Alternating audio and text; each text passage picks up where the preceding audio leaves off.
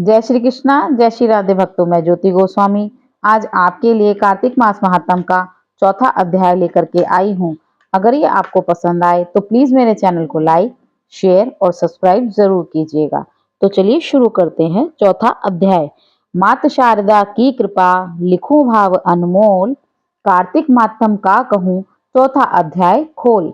नारद जी बोले, ऐसा कहकर भगवान विष्णु ने मछली का रूप धारण किया और विंध्याचल पर्वत पर तप कर रहे महर्षि कश्यप की अंजलि के जल में जा पहुंचे। महर्षि कश्यप ने दया करके उसे अपने कमंडल में रख लिया। जब उसने बड़ा रूप धारण किया तो उन्होंने उसे कुएं में डाल दिया। जब कुएं में भी वह ना समा सकी तो उन्होंने उसे तालाब में फेंक दिया। जब वह तालाब में भी ना आ सकी तो उन्होंने उसे समुद्र में डाल दिया। वह वहां पर भी बढ़ने लगी। फिर उस मत्स्य रूपी नारायण ने उस शंखासुर को मार डाला। पश्चात शंख को हाथ में लेकर बद्री वन में आ पहुंचे। बद्री नारायण में आकर उन्होंने सब ऋषि व महर्षियों को बुलाकर आज्ञा दी कि पानी में इधर उधर फैले हुए वेदों को ढूंढो और उन्हें शीघ्र निकालकर मेरे पास लाओ। तब तक मैं देवताओं के साथ श्री प्रयाग में ठहरूंगा। इसके बाद सब ऋषि महर्षियों ने मिलकर सब बीजों सहित वेद मंत्रों को ढूंढ निकाला। उन वेदों में से जो जो भाग जिस जिस ऋषि को मिला वह उसी का हो गया। उस भाग के उसी दिन से वह ही ऋषि कहलाए। सब वेदों को लेकर ऋषि महर्षि श्री प्रयागराज में आए और उन्होंने वे सब भगवान विष्णु व ब्रह्मा जी को समर्पित कर दिए। ब्रह्मा जी वेदों को पाकर बड़े प्रसन्न हुए। उन्होंने देवताओं और ऋषियों के साथ अश्वमेघ यज्ञ किया।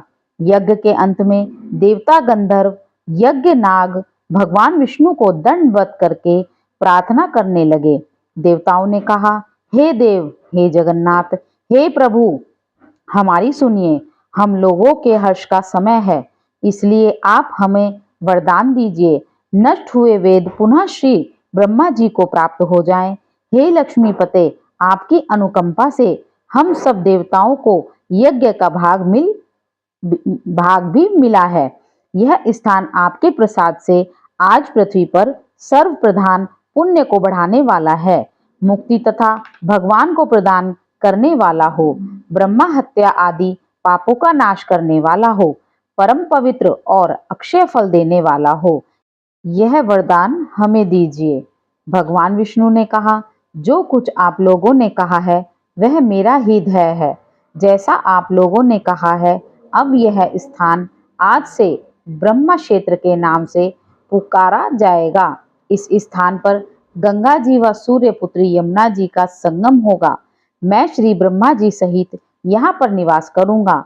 यहाँ पर किया हुआ जप तप तथा दान महान फलदायक होगा। पहले जन्म में किए हुए पाप, ब्रह्म हत्या आदि भी इस तीर्थ राज में स्नान करने से नष्ट हो जाएंगे। जो लोग अपने पिता आदि को यहाँ लाकर तर्पण व श्राद्ध करेंगे, उनके पिता मेरे स्वरूप को प्राप्त करेंगे। वह तीनों प्रकार की मुक्ति को प्राप्त करेंगे। मकर संक्रांति पर माघ मास में प्रातः काल यहाँ आकर स्नान करने वालों के दर्शन मात्र से ही सब पाप मिट जाते हैं। ठीक उसी तरह जिस तरह सूर्य के तेज से अंधकार का नाश हो जाता है।